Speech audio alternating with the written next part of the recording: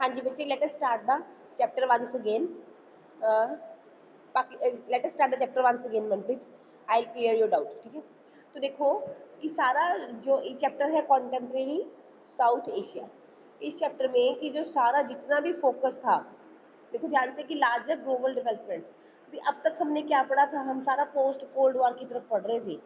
हम सारा अब तक जो पढ़ रहे थे कोल्ड वॉर के बारे में पढ़ रहे थे। ठीक है, अब हमने ध्यान देना है अपने एरिया की तरफ, साउथ एशिया की तरफ। इंडिया और पाकिस्तान दोनों के पास न्यूक्लियर पावर्स आ गई, दोनों की तरफ, दोनों के पास न्यूक्लियर पावर आने के कारण ना पूरी ग्लोबल अटेंशन हम लोगों की तरफ होगी। सारे वर्ल्ड ने हमारे, not only India and Pakistan, सारे साउथ एशिया की कंट्रीज की तरफ वर्ल्ड की निगाह हो गई। ठीक है, और हमारे एरिया में बहुत से कॉन्फ्लिक्ट भी थे। साउथ एशिया की जितने भी कंट्रीज हैं उनमें बॉर्डर को लेके झगड़े थे, वाटर शेयरिंग डिस्प्यूट भी थे। जैसे कि इंडस रिवर है, इंडिया से पाकिस्तान में जाती है, तो वहाँ पे पानी को शेयर करना, इंडिया कितना पानी लेगा, पाकिस्तान में कितना जाएगा। और स्टेट्स ऑफ द रीजन, बहुत सी स्टेट्स में भी आपस में कई तरह के झगड़े थे। तो ये सारे एरिया की बात कर रही हूँ मैं, एग्जाम्पल दे रही हूँ, इंडिया पाकिस्तान की डजंट मैटर। तो there are in conflict arising out of insurgency, तो ये कॉन्फ्लिक्ट हुए और लोगों के आपस में विरोध भी थे कंट्रीज के। एथनिक स्ट्रिफ भी था। एथनिक स्ट्रिफ होता है कास्ट को लेके, जाति को लेके संघर्ष, जातीय संघर्ष भी था। और रिसोर्स शेयरिंग को लेके भी लड़ाइयाँ थी, वाटर रिसोर्सेज को लेके लड़ाइयाँ थी, काफ़ी लड़ाइयाँ थी इस एरिया में। तो इससे ये जो सारा एरिया था, ये जो सारा रीजन था, ये बहुत ज़्यादा ट्रिबुलेंट हो गया था। ट्रिबुलेंट क्या होता है? अशांत।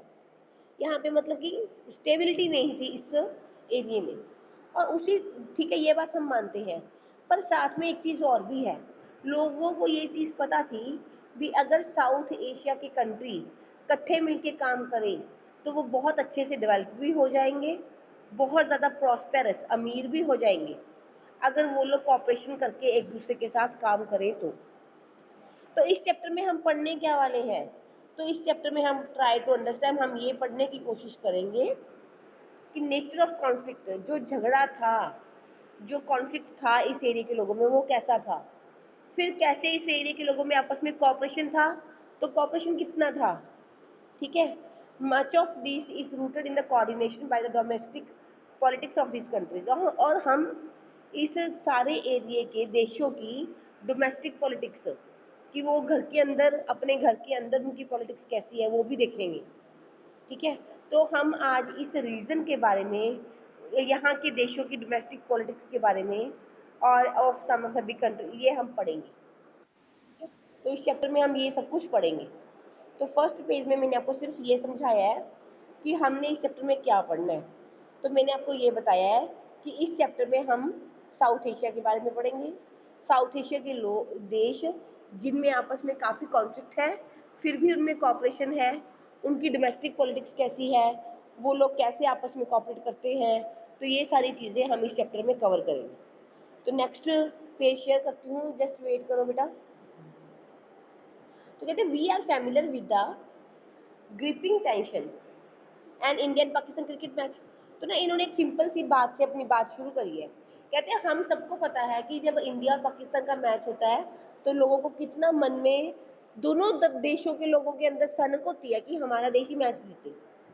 ठीक है, और हमने, होता है ना ऐसे कि जब इंडिया पाकिस्तान का मैच होता है तो we have also seen goodwill and hospitality shown to visiting Indian Pakistan fans by their hostess when they come to watch the cricket match।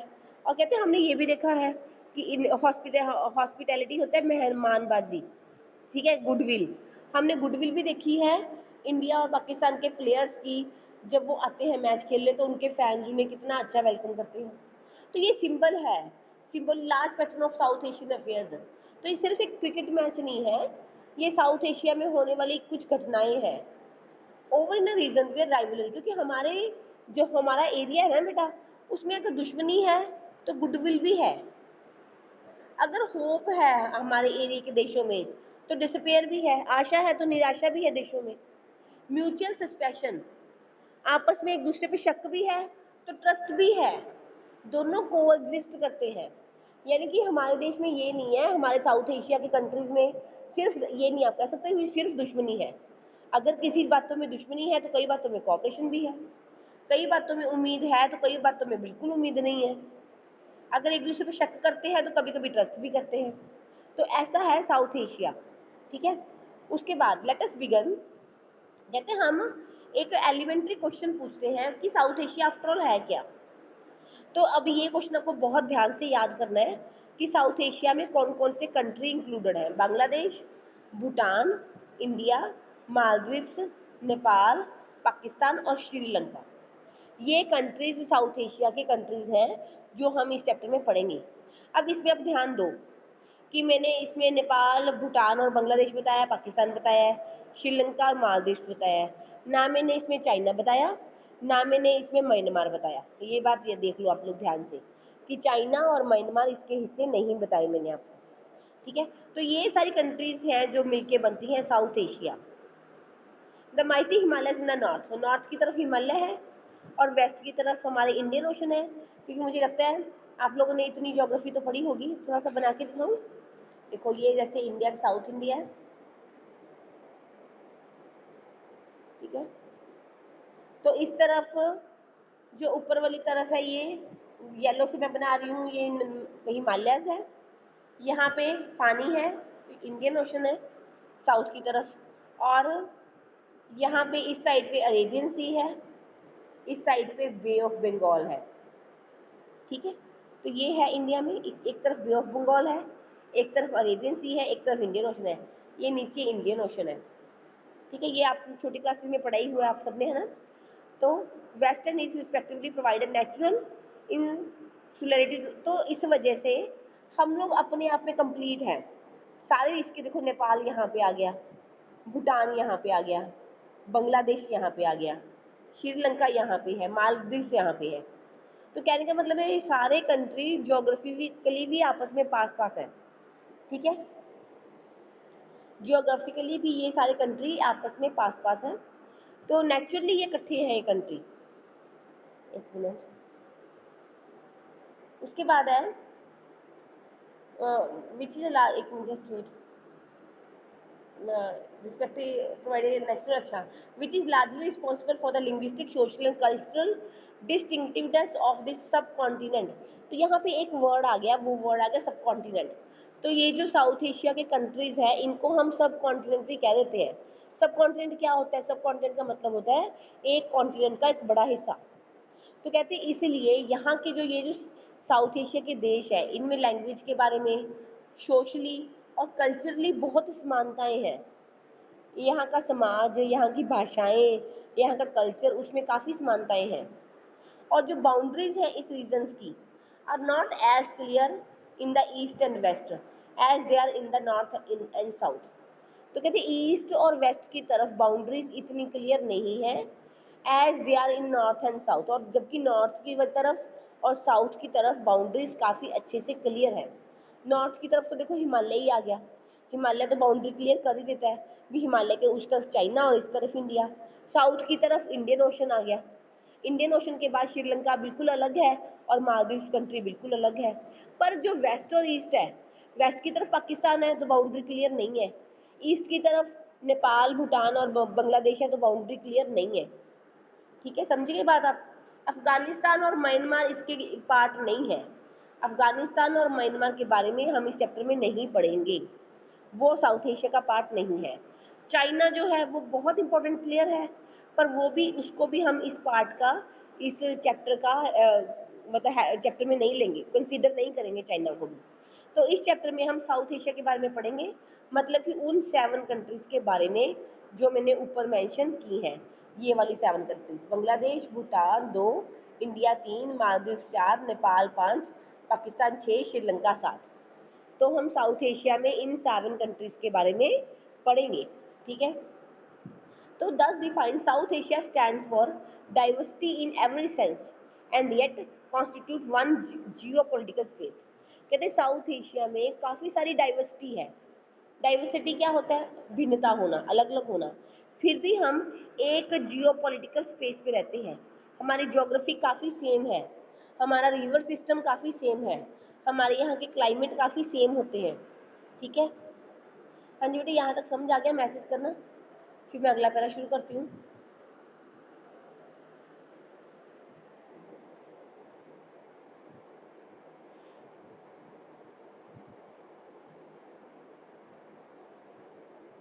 Okay Sunita, Manpreet, ठीक है बेटा, चलो। The various countries in south Asia don't have the same kind of political system. कहते अब आप देखो, geography तो हमारी सेम है, हमने कह दिया हमारा रिवर सिस्टम सेम है।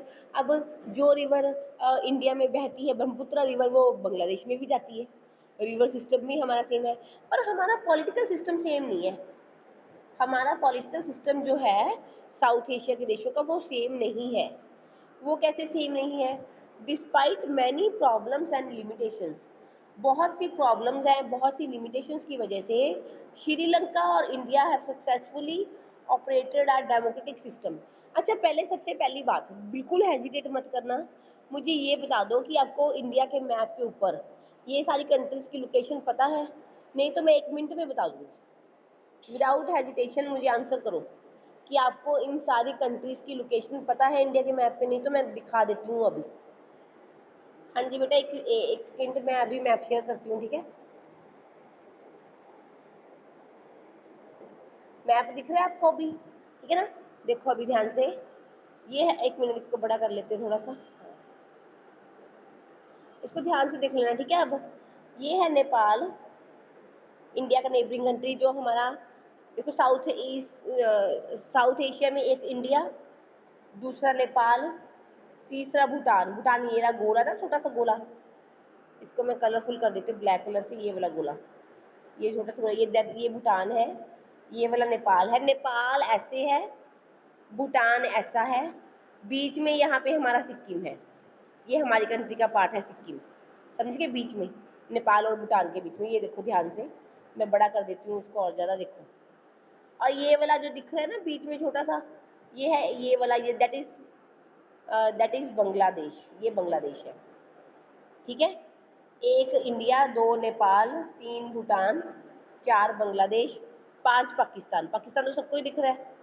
6 श्रीलंका, और 7वां जो है ना मालदीव्स, वो ये वाले जो है ना, ये लक्षद्वीप आइलैंड है, इसके नीचे है, वो दिख नहीं रहा, वो यहाँ पे है मालदीव्स। तो ये अगर आप ध्यान दोगे तो हमारे साउथ की तरफ 2 मेंबर हो गए, एक तो हो गया श्रीलंका, दूसरा यहाँ पे मालदीव्स कंट्री है, यहाँ पे वाटर में है, वो भी आइलैंड है, तो मालदीव्स है। 2 तो इधर हो गए, 3 हमारे इस तरफ हो गए, एक हो गया नेपाल, एक हो गया भूटान, और एक हो गया बांग्लादेश, और एक वेस्ट की तरफ हो गया पाकिस्तान। अब मुझे ये बताओ, सबकी लोकेशन अब पता चल गई। मालदीव्स के लिए मैं मैप और देखूंगी जिसमें मालदीव्स दिखता हो, इस मैप में तो दिख नहीं रहा। अगर आपको कोई मिलता है तो मुझे भेज दो, मैं शेयर कर लूँगी स्क्रीन पे, मालदीव्स शो कर रहा हो अगर कोई मैप तो, ठीक है। अच्छा अब बताओ, ये मैप समझ आ गया? लोकेशन समझ आ गई सबकी? ठीक है, मालदीव्स वाला मैप कोई बच्चा भेज देना, ठीक है।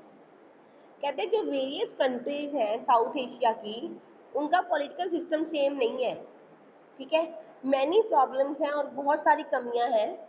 श्रीलंका और इंडिया जो है, ध्यान से सुनो, श्रीलंका और इंडिया, ये वाला इंडिया और यहाँ पे है जो श्रीलंका, इन दोनों में तो डेमोक्रेटिक सिस्टम है। जब से दोनों आज़ाद हुए हैं ब्रिटिश रूल से, जब इंडिया आज़ाद हुआ था 1947 में, उसी टाइम श्रीलंका भी आज़ाद हुआ था। दोनों में उसी टाइम से हमारे दोनों देशों में डेमोक्रेसी है, लोकतंत्र है यहाँ के देशों में, तो ठीक है। तो जब से इंडिया में डेमोक्रेसी एवोल्यूशन हुई है, ऑफ डेमोक्रेसी हुई है इंडिया में, in the text books that deals with politics in India since independence. अब आप किताबें पढ़ लो तो आपको समझ आ जाएगा कि इंडिपेंडेंस के बाद इंडिया में सिर्फ डेमोक्रेसी है। तो आप कहोगे मैडम डेमोक्रेसी होनी थी, और क्या होना था? बेटे और भी हो सकता है, कोई मिलिट्री रूल आ जाए, कोई सेना में कोई पावरफुल बंदा हो, वो आ जाए जबरदस्ती किंग बन जाए, कोई कुछ भी हो सकता है। पर इंडिया में हमने डेमोक्रेसी को मेंटेन रखा है, और श्रीलंका ने भी, ठीक है। कहते हैं it is of course possible of point out many limitations of India. ये बात ठीक है कि इंडिया की डेमोक्रेसी में बहुत सी कमियां हैं, पर भी हम फिर भी हमें ये बात याद रखनी चाहिए कि इंडिया में फिर भी रिमेन्ड डेमोक्रेसी ही है through out the existence of an independent country. जब से हम आज़ाद हुए हैं हमने हमारे देश में डेमोक्रेसी को मेंटेन किया है, और ये चीज़ श्रीलंका के मामले में भी सच है। अब आ जाओ साउथ एशिया के बाकी देशों के ऊपर। तो साउथ एशिया के बाकी कंट्रीज कौन से हैं? पाकिस्तान है, बांग्लादेश है। तो कहते हैं पाकिस्तान का और बांग्लादेश का जो एक्सपीरियंस है वो अलग है। वहाँ पे कई बार तो सिविलियन गवर्नमेंट बनती है, कई बार मिलिट्री रूल आ जाता है। यानी कि पाकिस्तान में किसी टाइम तो डेमोक्रेसी हो जाती है, कभी मिलिट्री आ जाती है। मिलिट्री का मतलब क्या है? जो उनकी सेना का हेड है। इंडिया की डेमोक्रेसी में कौन सी कमियां हैं? बहुत सी महक भी, जैसे करप्शन होती है, इलेक्शन सही से नहीं होते, एक ही पार्टी की सरकार बनती रहती है। ठीक है, तो हमें कई बार लगता है कि ऐसी डेमोक्रेसी का क्या फायदा, गरीब लोगों की कोई सुनता ही नहीं है। ऐसे हम हजार कमियां निकाल सकते हैं इंडिया की डेमोक्रेसी में। ठीक है, तो डेमोक्रेसी पर हमारे पास है। तो वहां तो कई बार मिलिट्री रूल आ गया पाकिस्तान में और बांग्लादेश में। Bangladesh remaining a democracy in the post cold war period. कहते हैं बांग्लादेश कोल्ड वार के बाद डेमोक्रेटिक हो गया था। ठीक है, Pakistan began the post cold war period with successive democratic governments.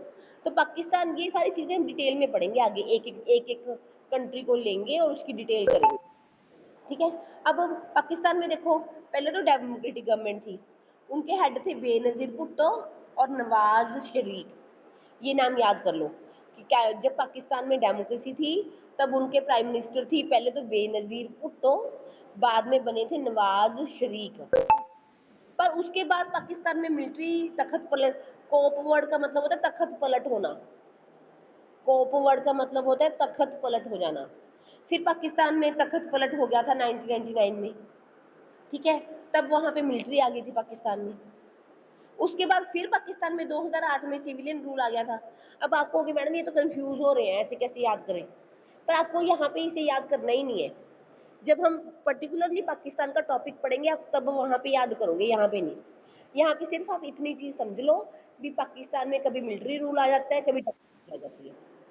आपको ये ईयर याद ही नहीं करने, अभी अगले पेज पे याद करेंगे। यहाँ पे तो एक इकट्ठा करके जस्ट एक इतनी बात बताई हुई है भी पॉलिटिकल सिस्टम साउथ एशिया के देशों का अलग अलग है। इंडिया में और श्रीलंका में जैसे भी डेमोक्रेसी रही है, पाकिस्तान और बांग्लादेश में कभी मिलिट्री रूल आता है, कभी डेमोक्रेसी आती है। सिर्फ यहाँ पे इतनी चीज याद करनी है। ठीक है, अब नेपाल की बात कर लो। नेपाल में तो कॉन्स्टिट्यूशनल मोनार्च है। कॉन्स्टिट्यूशनल मोनार्च का क्या मतलब होता है? भी कभी तो राजा भी हो और कॉन्स्टिट्यूशन संविधान भी हो। कुछ पावर्स कॉन्स्टिट्यूशन के पास हो, कुछ पावर वहां के राज्य के पास हो। ठीक है, तो constitution monarch with the danger of king taking over executive powers. ठीक है, दोनों चीजें थी वहां पे और पूरा डेंजर था भी किंग सारी पावर्स ले लेगा। तो 2008 में वहां पे मोनार्ची को खत्म कर दिया था, किंग के रूल को खत्म कर दिया था, और नेपाल भी 2008 में एक डेमोक्रेटिक रिपब्लिक बन गया था। ठीक है, from the experience of Bangladesh और नेपाल, बांग्लादेश और नेपाल के एक्सपीरियंस से हम ये कह सकते हैं कि डेमोक्रेसी एक ऐसी चीज होती है, डेमोक्रेसी एक ऐसी चीज है जिसे साउथ एशिया के सारे देश के कंट्री चाहते हैं कि हमारे देश में डेमोक्रेसी हो। साउथ एशिया का कोई भी कंट्री ऐसा नहीं है जिसके लोग कोई और फॉर्म ऑफ गवर्नमेंट को पसंद करते हो। साउथ एशिया के सारे जो लोग हैं वो सारे डेमोक्रेसी चाहते हैं। वो अपनी अपनी सरकार से टाइम टाइम पे डेमोक्रेसी मांगते रहे हैं भी हमें डेमोक्रेसी दो, हमें डेमोक्रेसी दो। इंडिया ने और श्रीलंका ने तो शुरू में ही दे दी, पाकिस्तान और बांग्लादेश ने नहीं दी। मिलिट्री रूल आया तो लोगों ने लड़ लड़ के वहां डेमोक्रेसी करवा ली थी। नेपाल में पहले मोनार्च था, फिर लोगों ने विद्रोह किया था, फिर मोनार्च में भी डेमोक्रेसी आ गई थी। सॉरी, ये क्या कह रही हूँ मैं, नेपाल में भी डेमोक्रेसी आ गई थी। ठीक है, तो इस तरह से ये चीज़ क्लियर है कि जो साउथ एशिया के देश हैं, साउथ एशिया के जो लोग हैं, उन सबको डेमोक्रेसी बेटर लगती है अदर फॉर्म ऑफ गवर्नमेंट से। तो आज बेटे इतना ही पढ़ते हैं।